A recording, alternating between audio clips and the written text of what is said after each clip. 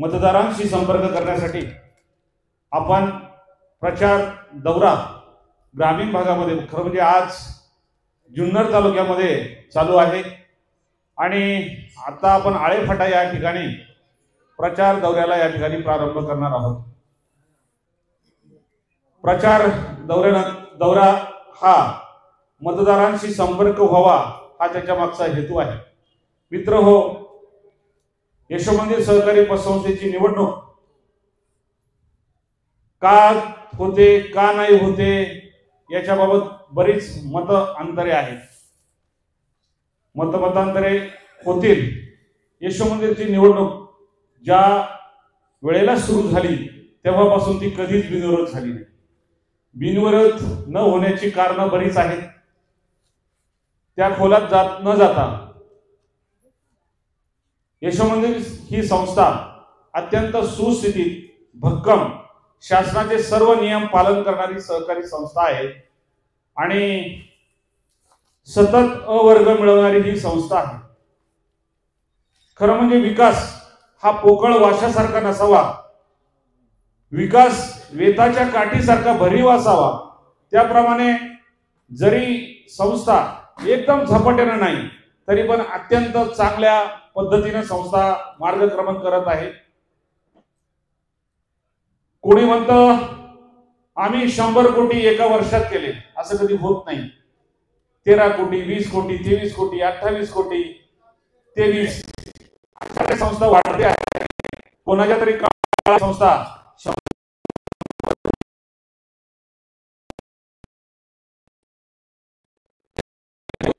डामडौल दाखवला नाही, 300 कोटी 400 कोटी झाली, कुणीही डामडौल दाखवला नाही। कारण तत्कालीन संचालक मंडळ हे अत्यंत साध आणि आपल्याला समाजसेवक म्हणून या ठिकाणी बनवून घेणारं नव्हतं, कार्यकर्ता म्हणून घेणारं हे संचालक मंडळ। म्हणून संचालक मंडळाने कोणताही इव्हेंट केला नाही। पण गेल्या 2 वर्षांमध्ये असं काही झालं की बाबा ते 500 कोटी आम्ही केले। अरे 100 कोटी झाल्याशिवाय 500 कोटी होत नाही, 400 कोटी झाल्याशिवाय 500 कोटी होत नाही। ही बाब मात्र आमचे काही पदाधिकारी विसरले आणि इतका मोठा इव्हेंट म्हणजे जाहिरात फोटो टाक काही तर पर कार्यसम्राट म्हणून बातम्या छापायला लागली। अशी स्वतःला इतकं त्यांनी आम्ही केलं हे म्हणजे काही बरं नाही। एकदा हिमालय काय म्हटला का मैं बडा। मग हनुमान म्हटले तू कैसे बडा, तू तो मेरे उंगली पे खड़ा। मग हनुमान म्हणे मैं बडा। मग राम म्हणे तू कैसे बडा, तू तो मेरे चरणों में पड़ा। मग राम म्हणे मैं बडा। मग सीता काय म्हणते तू कैसे बडा, तू मेरे लफड़े में पड़ा इसलिए रामायण घडा। मला सांगायचं तात्पर्य ह्या भानगडीमध्ये हे इलेक्शन लागले। हे इलेक्शन मोठेपणा मी आणि खोटं बोलायचं, नुसतं खोटं बोलायचं। आम्ही एका वर्षात 100 कोटी करू। अरे कसले 100 कोटी, या समोर सांगा 100 कोटी कसे झाले ते? असं होत नाही। हे क्रमाक्रमाने ज्या संचालक मंडळ त्याप्रमाणे केले, त्याप्रमाणे झाले। अरे आम्ही एवढा डिव्हिडंड सभासदांना 10% दिला, एवढा कोणी दिला नाही। अरे यापूर्वी 12% दिलाय। कर्मचाऱ्यांना बोनस आम्ही 9% दिला, यापूर्वी 12% दिलाय। असं नाही, इतिहास पाहायचा नाही, खोटं बोलायचं। समाज बांधवावर आपलं मत सारखं बिंबवलं म्हणजे खरं वाटायला लागतं। याला कोणीतरी विरोध केला पाहिजे। आता तुम्हाला मी अजून एक गोष्ट सांगतो।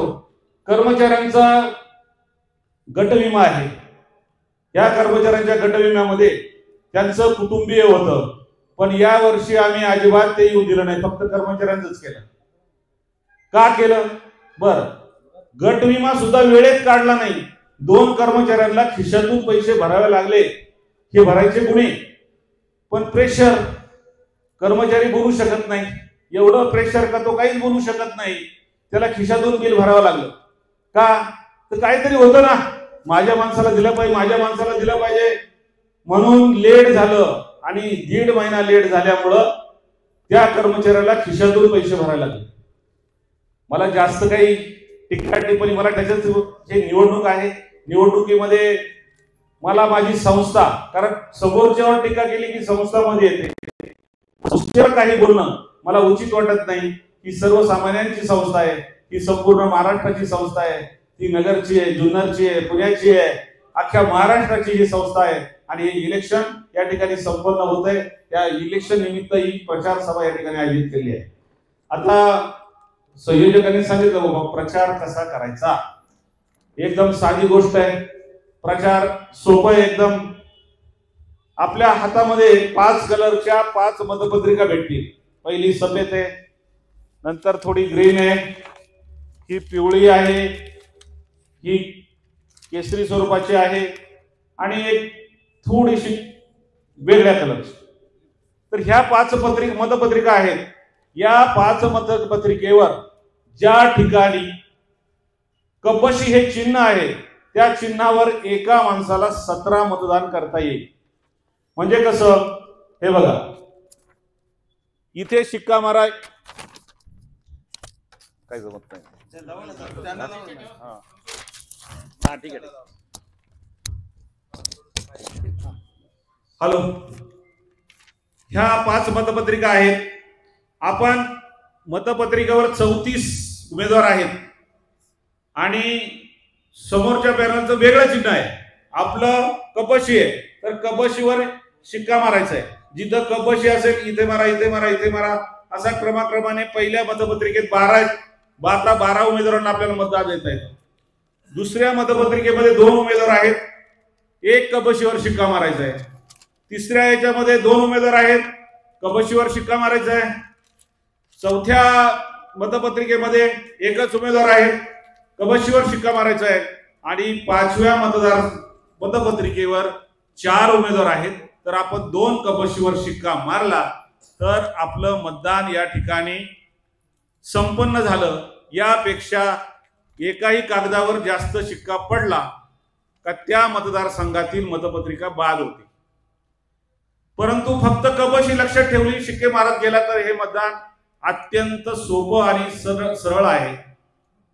कुठल्याही प्रकारचं आपल्याला टेन्शन घ्यायचं येत नाही. फक्त काय होतं, आपला सुशिक्षित माणूस असतो तो जरा क्रॉस करून पुढे बघायला जातो आणि मग 13वा शिक्का पडतो, पहिली मतपत्रिका बाद होते. असं काय मित्रांनो करू नका.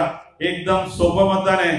कोणत्या फक्त कपशीवर शिक्का मारा आणि ह्या सगळ्या उमेदवारांना या ठिकाणी प्रचंड बहुमताने विजयी करा. आता ज्यांचं नाव घेईन त्यांनी आपल्याला या मतदार राजाचा आशीर्वाद द्यायचा आहे. पहिलं नाव आहे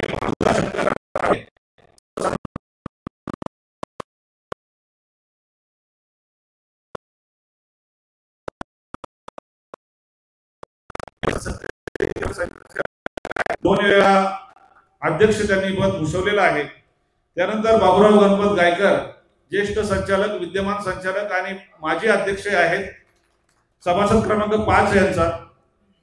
यानंतर मधुकर साधू गायकर आपले संस्थापक, त्यांचा सभासद क्रमांक 1 आहे. ते आलेले नाहीत, उद्या ते सामील होतील. पुढचे उमेदवार आहेत गवांदे किरण गोविंद. हे मुंबई डबेवाला मंडळाचे सचिव आहेत. 14 देशांमध्ये त्यांनी भ्रमण केलेलं आहे आणि ते डबेवाला मंडळाचं प्रचार आणि प्रवक्ता म्हणून ते सर्व देशांना त्याची माहिती देतात. पुढचं नाव आहे सन्माननीय मंगेश शेठ हंडे. मुंबई येथे उद्योजक आहेत आणि आपल्या जुन्नर तालुक्याचे सुपुत्र आहेत. पुढचं नाव आहे दिनेशचंद्र नामदेव फुलवळे. जर्नलिझम मध्ये त्यांनी डिग्री केलेली आहे आणि पत्रकार आहेत. मालशेज रेल्वे कृती समितीचे अध्यक्ष आहेत आणि संस्थेचे माजी संचालक आहेत. पुढचं नाव आहे विजय कुमार भाऊराव मवाळ. हे आपले पुण्याला गेलेले आहेत, ते पुढच्या प्रचारासाठी.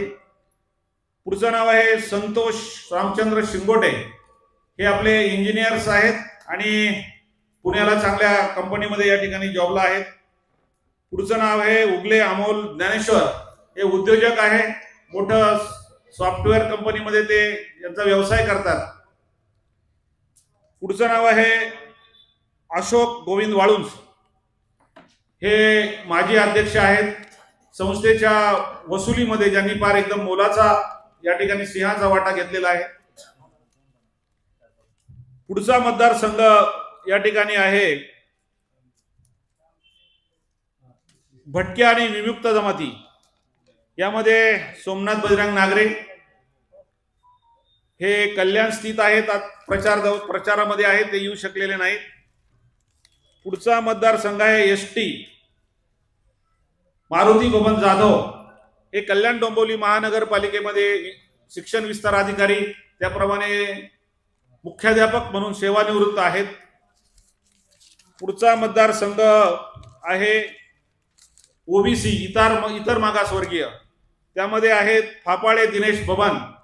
खरं म्हणजे 14 कंपन्यांमध्ये त्यांनी या ठिकाणी 14 देशामध्ये भ्रमण केलेलं आहे आणि त्यांना जवळजवळ 20 पुरस्कार आणि दरवर्षी 1.5 कोटीपेक्षा जास्त रुग्णांना ते आर्थिक मदत मिळावी म्हणून मेडिक्लेम त्यांना मिळवून देतात, अशी त्यांची ख्याती आहे. आणि 5वा आणि शेवटचा मतदारसंघ आहे महिला मतदारसंघ. यामध्ये रशिका महेंद्र गायकर ह्या उच्च LICचा व्यवसाय करतात. पुढचं नाव आहे उल्का शंकरराव गवांदे.